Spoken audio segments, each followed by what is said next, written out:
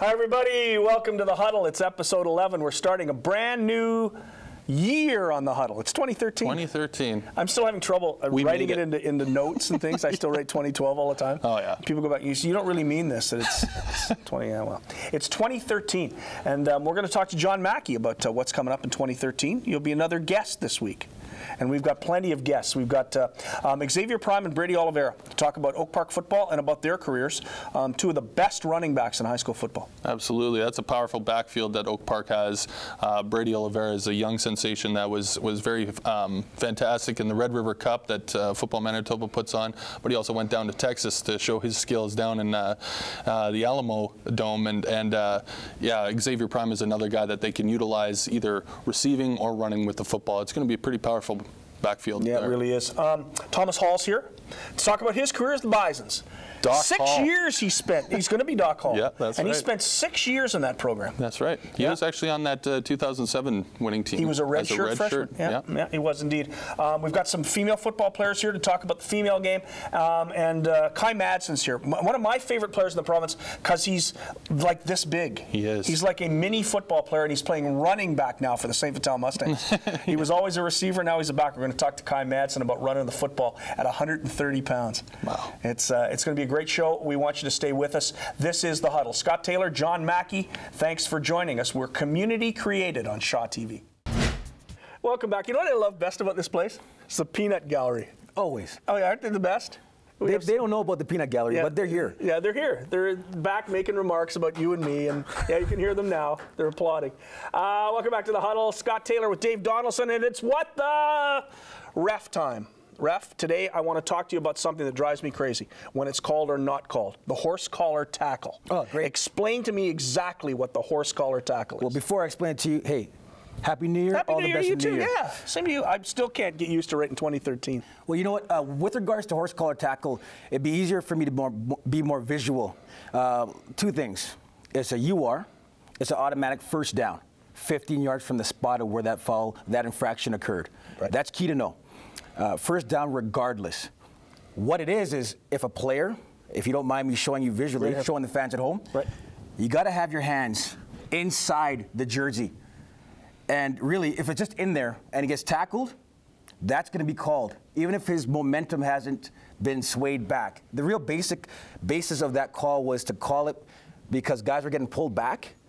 Like running back. And the shoulder and the chest plate and the shoulder pad was coming up to their throat. Yeah, and knee injuries. There's a massive injury years back, and that's why that rule was put in place, because you can really hurt somebody when you clasp inside the jersey and pull back, right? Now, say for instance you're the side judge and you see this happen, and you see the hand up underneath the jersey, but you know it's not underneath the pads. Right. Would you still throw the flag? Yes.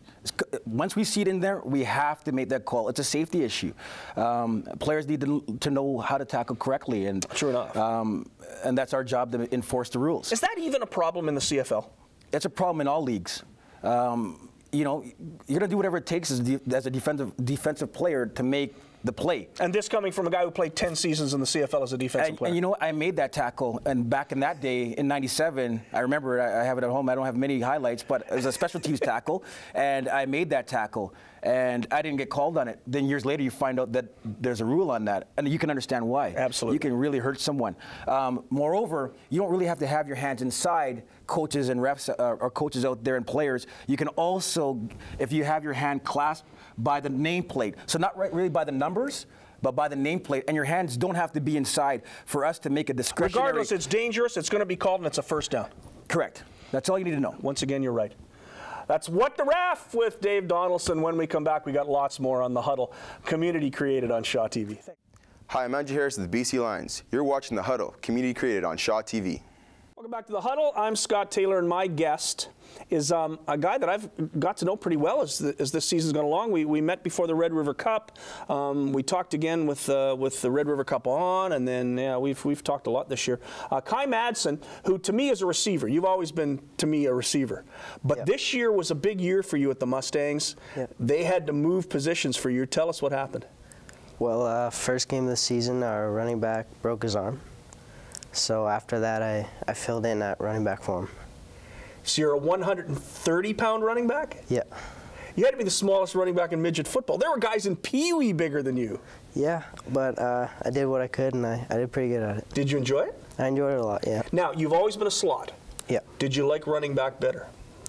I can't say I liked either one better. I liked them both pretty well. So tell us about your team this year. You finished 3rd overall. It was a pretty good year for the midget Mustangs. Yeah, we did pretty good for having mostly rookies on the team. So big step and a lot of guys back next year. Yeah. So you're going to go back next year and play again? Yeah. Now, in your high school situation, you don't have a high school to play for, right? No, we do not have a team. You go to? Collège Jean Sauvé. Jean Sauvé. Yeah. So your only opportunity, your best opportunity, is to play club football in Manitoba, and the Mustangs have been pretty good to you. Yeah, they've been great for me. So one thing I like to do when I get the high school players on, of which you are, as far as I'm concerned, because you would be a high school player if they played football at Jean Sauvé. I like to ask the 10 questions. We have the 10 questions. We've been through it with Jaden McCoy. We've been through it with Jamie Jakovich and Ryan Hosegood. Everybody's had a run at the 10 questions, so it's your turn today, Kai. All right, I'm ready. First one is favorite sports team. Oh, I'm going to have to go with New York Jets. You're the first one there. It's been tough. Your favorite athlete? Yeah, it's been a tough year. Victor Cruz. That's a good choice. Nobody's picked Victor Cruz before. Yeah. Your favorite music? I like a little R&B here and there, but I like rock sometimes. Can be good. Okay, your favorite entertainer then? Macklemore and Ryan Lewis. All right, that's a very good choice. Yeah. Favorite TV show? If you were going to watch TV, what would you watch? Probably Community. Yeah. like a guy with a sense of humor. Yeah. Your favorite movie of all time? Favorite movie of all time? That's a good one. It's got to be Step Brothers, probably. Step Brothers. Yeah, sense of humor. Yeah, most influential person in your life? It's got to be my father. And Christian is here with us today in the studio audience. Yes, it's always good to see your dad. What do you like to do when you're not playing football? I go work out a lot. I like being with my friends, hanging out with my family. Just hanging out? Yeah. Just generally hanging out. Your favorite subject when you're in school? Geography. That's the first there, too. The first ever geography answer that we've had. Yeah. Good stuff. And the question that always stumps all of them. Okay. Betty or Veronica? Betty. Ooh. Betty. Yeah, and that's usually the answer, too. Going with Betty, yeah. Although I think Jakovich went with a little of both. Oh, yeah? Yeah, he stood in the fence. Kai, next year, you're going to go back with the Midget Mustangs. What kind of a club are you going to have? You know, I think we're going to be really good next year. Having all those rookies come back, we're just going to be that much better of a team. Now, have you played in 2 Red River Cups? I have. And you're still eligible to play there, or are you going to play under 18 this year? It's going to be under 18 this year. So you're going to be in the blue and gold game? Hopefully, yeah. Well, best of luck to you. That's the goal. Thank Kai you. Madsen is our guest from the St. Vital Midget Mustangs and our latest victim for the 10 questions. You did a great job. Thank you. Kai Madsen. Coming up next, we're going to talk to, maybe some female football players. I think it's about time we did that. You're watching The Huddle. It's community created on Shaw TV. Welcome back to The Huddle. Scott Taylor, and my guest is Thomas Hall from the University of Manitoba Bisons. And congratulations on a wonderful career. You had a long one, and it was a good one. Yeah. And tell us a little bit about it. How did you start? Where you came out of high school? Tell us a little bit about Thomas Hall. Yeah, when you say it's a long one, it seems like it's been forever. Just finished my 6th year with the Bisons. Yeah. Came out of the Crestwood Grizzlies program was where I first strapped on the helmet and enjoyed that for, I guess, 3 or 4 years, and won a lot of games there and played pretty well with lots of fun people. Moved on, played at Kelvin for 2 years in my earlier years, and I actually spent grade 11 and 12 at St. Paul's. Moved over for a number of reasons. Obviously, the football program was great, and some other opportunities that it provided me, and so finished my career there and moved right on to the Bisons. Played 1 year as a redshirt and then 5 years on the field. And so your redshirt year was the Vanier Cup year? Vanier Cup, yeah. So, but you went to Toronto and you went with the team, and it was a great trip. And yeah, I remember getting the call from Coach Doby, I guess right after we'd won the Mitchell Bowl, and he said, you know, we're allowed to take out some of our younger players, and we've chosen you as one of those few, and you know, you should feel honored. It's a pretty big accomplishment, and we know that if you needed to step on the field, you could. Now I think he was just kind of blowing smoke at me, but I appreciate it nonetheless and got to enjoy the trip, learn as much as I could from those guys who were, I mean, they were professionals. They did everything right in preparing for that game, and obviously we won it, and that was a huge part of building the foundation for what People talk about the opportunity to go and when you're a young player to be involved in a big event like that. What did it do for you in your career? What did it teach you? The leaders that I saw back then, and I saw how they prepared, as I said, and I saw what they did in the locker room, that's exactly how I tried to model my career after that and my leadership style. I think when I was younger, it was more work hard, be a leader because of what I did, but then in my last couple of years, it was my time to be the vocal leader, to tell the team what we needed to hear. I think I did a speech before every game this year. That became my role, and I learned from seeing the way guys had done it before me. So you would recommend to a guy who's been redshirted to take that opportunity, even if you know you're going and you're not going to play, but to go and find out what it's like to play at that level? It was the best thing for me. I came in, I was 17 years old, and so I needed to either take a huge step up or fall behind, and I wasn't going to fall behind, so I worked really hard, took that step up, and by the next year I was ready to go. Tell us about your career. 5 years playing for Coach Doby. What was that like? Oh, I mean, I'm probably, in fact, Coach Doby, at the end of the year, we had a pretty tearful hug and a little talk back and forth at the last game, and he said, you know, I don't think there's ever been a player that I've been as close with, and you know, he kind of saw me as a player coach, and I mean, I love Coach Doby. He's a friend, and he always will be. He'll be at my wedding, and however many years that's away, we're very close. It was a great experience to play with him. Your greatest memory of 5 years with the Bisons? Probably I mean, I guess it was 2 years back-to-back, but when I won the Russ Jackson Award, it was very cool to be able to get to go out to Quebec City 2 years in a row, receive the award, and speak in front of 1,100 football fans, and then witness just the whole event that was the Vanier Cup and be right there with the players. For you now, the career's over. But school isn't. Right. You've still got a lot of school left to go because the kinesiology degree is coming to an end and it's medicine now. Yeah, so the kinesiology degree is done actually. I graduated in May and I was in some courses just so I could play, and now the plan is medicine. So I'm in a gap year right now. I've written my MCAT and I did quite well there, and I'm prepared to move on. So I'm in the application process, which is now. Do you want to go to the U of M to do your medicine? I do. I love this city. I love everything I've had here, and yeah, I want to stay here. Tremendous. Thomas Hall, linebacker, and soon to be Dr. Thomas Hopefully. Hall from the University of Manitoba. We're going to talk with Thomas again. We're going to do another segment with Thomas because we're going to discuss something that I think is very important, not just for football, but for all sports, and for everybody to be concerned about. It's the rash of concussions and what we need to do about concussions in sports. We're going to come back and do that at a later date and have that concussion discussion. So for Thomas, thanks very much for coming in. When we come back, we're going to talk more kids football. We're going to talk about football that the youngsters like to play, and we'll do that after this. You're watching The Huddle, community created on Shaw TV. Hi everybody, welcome back to The Huddle. Scott Taylor and I have special guests, very special guests. I have winners, and I like to have winners on the show.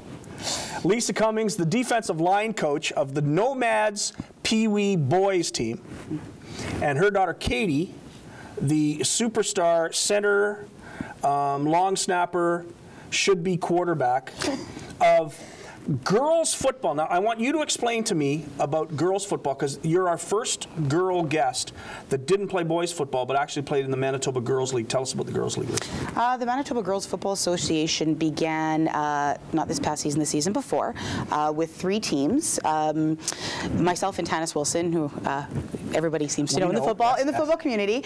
We decided that most of us couldn't start playing until we were quite a bit older, and thought, you know what, we need to have a place for these young girls who want to play, who maybe their parents aren't letting them play against the boys because it's too rough, they're too big. As well, we knew so many girl players that had played alongside the boys that it was difficult for them. The relationships that were difficult to build being a female in a boy's world. So we decided that it was time that we started this program so that the young girls like my Katie would have a place to play and it'd be safe and just make new friends and just learn to love the sport. I'm going to have to ask you the obvious question first. Why not touch? not everybody is happy with just playing touch. Exactly. Some of the girls, like some of the players, for example, we have soccer players, their moms tell us that, you know, they're getting carded every game, and where else am I going to put my daughter? She keeps getting herself in trouble, right? So, and as well, there's girls that play ringette and hockey, which can be tough, as well as she did judo, Katie. So they're a little bit more contact kind of players, and why shouldn't they play tackle? Well, not only that, but I think a lot of people underestimate how tough the games are. You put on the demonstration during championship weekend, the girls' games, and you guys play hard. That's pretty tough. You got to watch yourself. I'd wear the big cage if I were you. You're not going to be cute all your life if you don't wear that big cage. Do you like the game? Yes, I do. What do you like about football? Probably hanging out with friends and hitting the girl. Yeah, everybody tells me they take up football because they like the hitting. Yes. Do you play any other sports? I used to play judo, and I'm playing ringette. So again, a ringette player. Now ringette is no contact. Supposed to be. But supposed to be, exactly. But if you put sticks in somebody's hands, there's going to be contact. And obviously you like the aggressive nature of football. Yes. But I hear rumors around that you've got a great arm and should be a quarterback. Well, John Mackey did want me to be a quarterback when I was playing, so. Do you want to play quarterback, or would you rather be a lineman? Your mom was a lineman. Your mom coaches line. I'm not really sure. Try them all. Everybody likes quarterbacks. That's one of the best parts of the girls program is that the girls they get an opportunity to play everywhere. They can play everywhere. We're playing 6-a-side shootout format. So, and some of the girls that actually play in the boys program, because we do have girls that play MMFA that play as well in the girls program, and they get to choose different positions that they wouldn't normally play. We had a girl who plays primarily offensive line for the Nomads Pee Wee. She came out and she played nose tackle for you guys as well. She got to run the ball a few times, put her in some running back, and you know she wouldn't have that opportunity in the boys program as easily as she would in the girls. Now I have to ask you this question. You coach boys football. How do they take to a woman coaching boys football? They're really good. Like, I really haven't had many issues. I think I've had a little bit more negativity from the parents at the start. Yeah, well, that was going to be my question. I wouldn't think the boys would care, No, the boys don't care so much, especially at the age I'm coaching. Yeah. You know, you're a coach, that's the end of it. They don't see a difference. The parents, over the years, it's taken me a little bit, but I have a really supportive staff. Dan Nordman took me on about 3 years ago. And Coach of the Year. Absolutely, and never been treated any differently than just a coach. I'm not the girl coach. Now, you are retiring as a player. Yes. We can announce your retirement from the Nomads right here. Fearless, rather. Sorry, the Fearless. I get the teams mixed up all the time because there's just too many players. So you're retiring from the Fearless, but are you going to continue coaching?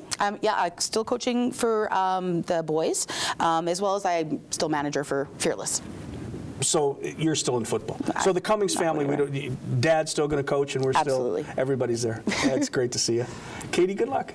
Thank you. Play well. I will. And play quarterback. Mackie will love it. Katie Cummings and her mom, Lisa, the Manitoba Girls Football Association. If you've got a girl who would like to play football, get a hold of Football Manitoba and get her out there. It's tremendous fun, and we got to see them play at the football weekend, and it's tremendous stuff.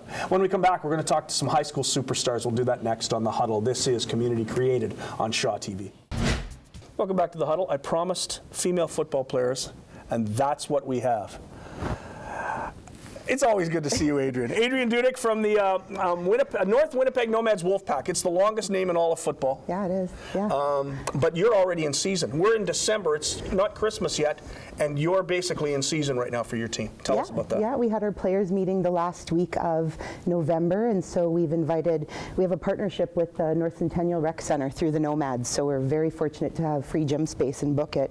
So we've already started on Sunday nights in the gym, and December is reserved specifically for new players and players with about a year under their belt, so they can work on the basics, and so by the time we all come together as a team in January, they're more confident. They have that one-on-one time. The basics have been explained to them. What's an offense? What's a defense? If they don't have history, so yeah, it's a good building ground for sure. It's interesting now that you are taking registrations and registering players for this year, and then you get together to start to play. You actually start to practice in January. Yeah. Well, what we do is we register at the end of January, so it actually gives people an opportunity to try it out. Yep. See if they like it. See if it's something they're even interested in, and then once the end of January comes, we do official initial registration, that kind of stuff. So now, I've talked to the people from Saskatoon. They draw a lot of their players from other sports, from basketball, from track. A lot of field hockey players, a lot of ice hockey players play in Saskatoon. What's it like in Winnipeg for players? Where do you draw your players from mostly? For us, it's through our club, because we are so fortunate to be part of the North Winnipeg Nomads. We have the biggest football club in Western Canada, so just word of mouth for us, and just visuality has been huge in terms of player attraction. But we have a lot of hockey players, a lot of people who've never played and who've played other sports or non-contact sports. It's a good variety. It's a good variety, but you got to have heart and you got to like to hit. Those are the two things. And those are the two things you have. Yeah, yeah. I Okay, think now so. this is going to be a first for us. Okay. Because I always play 10 questions. Oh, yeah. With my guys from high school who come on the show. You will be the first female on this program ever to play 10 questions with me. I'm all right with that. Okay, you ready to go? Yeah. Okay, the first question is always, what's your favorite sports team? Oh, San Francisco. People are on the bandwagon now, but I've been on that wagon forever. So you're a 49ers fan and have long been. Ron East, the executive director of Football Manitoba, is a lifetime 49ers fan. Okay. So I know other Niners fans. Your favorite athlete? My quarterback, Amy Moore. Really? Your own quarterback? She's not only an amazing leader for all of us, but she's an amazing athlete. And for being a quarterback, she's also trying out for DB for Team Canada. So yeah, pretty that's amazing. My favorite athlete right now, yeah. There you go. Favorite music? Acoustic, Christmas carols, and hip-hop. There's a combination. You're the first hip-hop Christmas carol singing folkie. Favorite entertainer? Oh, well, I'm kind of a nerd, so I did just see the Bare Naked Ladies with the WSO on great. Sunday. Yeah. So, yeah, I would say that or Wu-Tang Clan. I got to be me at the end of the day. Talk about two ends of the spectrum. Favorite TV show? Probably The Middle right now. Really? Or Once Upon a Time. Are you a middle? No, I'm an oldest. Yeah, okay. Yeah. So it's somebody to stomp on. Favorite movie of all time? Jurassic Park. Love dinosaurs. Yeah, it was tremendous. Yeah, it was a great movie. Most influential person in your life? Oh, Richard Dudek. Yeah, I would think. Probably My dad. Your dad, yeah. You wouldn't be playing football otherwise. Yeah, no, football family. He was in this seat a couple of weeks ago, so for sure my dad. Now, this is a question that I think you might have trouble answering, because you go to work and you play football, and then you think football and you do football. I know you well enough to know that. Yeah. But what do you do when you're not thinking and playing football? Sleep and work and hang out and work out. Yeah. That's about it? Yeah. Your guilty pleasure? The Starbucks Christmas flavors right now. Yep, those are them. Anything's better than that pumpkin spice. Finally, Archie or Jughead? Jughead. You're tremendous. Adrienne Dudek from the North Winnipeg Nomads Wolfpack. We'll have you back lots as the season goes along. Adrienne, always good to see you. Thank you. Yeah. Thank you. Adrienne, when we come back, we're going to talk to some football players who have really, really developed in this province, and they've developed thanks to Football Manitoba. We'll do that when we come back. This is The Huddle, community created on Shaw TV. All right, welcome back to The Huddle. Scott Taylor and my guests are the two superstar running backs, and I mean superstar running backs of the Oak Park Raiders. To my far right is Xavier Prime, and to my immediate right is Brady Oliveira. And not only are you guys, you're the leading rusher, right, in AAA? Yeah, that's correct. And you were fourth, yeah, and you were Rookie of the Year. Yeah. Boy, this is big-time all-star stuff right here. Tell us about your season, Xavier, and how did you get to almost 1,000 yards in 8 football games? Well, you know, I started off at Garden City, but I recently moved to Charleswood to play for Oak Park, and this was actually one of my best and greatest seasons I've actually had. You'd been hurt in the Red River Cup games. Yeah. And your experience in that had not been as good as you'd liked, but you went in kind of with a brand new approach when you went to Oak Park, coming from Garden City. Yeah. Now, unfortunately, this year I did get an injury. I got a hamstring injury. Lasted about practically pretty much like the whole season, but I tried my best pretty much to play through it. So you did play through it. You were able to play through that yeah, injury and continue to go ahead and win the rushing title for the AAA Potter division. Yeah. Now, Brady, you had a great first year, and I think what people may not understand is that Xavier, you're 16, playing in a league full of 17 and 18-year-olds, and you're 15, yeah, and you only turned 15 just before the start of the season. Yeah, in August. So how was your first year as AAA as a 15-year-old? I wasn't really used to it. I played club with North Winnipeg Nomads, and And if anybody's goes to YouTube and sees the Brady Oliveira YouTube stuff, you ran through everybody. It wasn't even fair. Yeah. So this is a little bit tougher going to AAA high school. I kind of like it. It's more aggressive, and that's why I'm a north-south runner, so I like to hit the holes hard and just make contact. So I really like it. Looking forward to next year and just get better. So when you're playing during a regular season and then the season ends, what's your training regimen like at the end of the year? What are you doing now? What are you doing to get ready for next year, Xavier? During the off season, I spend my time working out. Just training better. Like in other words, doing all things possible to avoid injury, because I've had quite a few injuries, like, just in the past. So just stuff like working with Recruit Ready, and just working out at school and my spare time with Brady at times too. What do you do in the off season?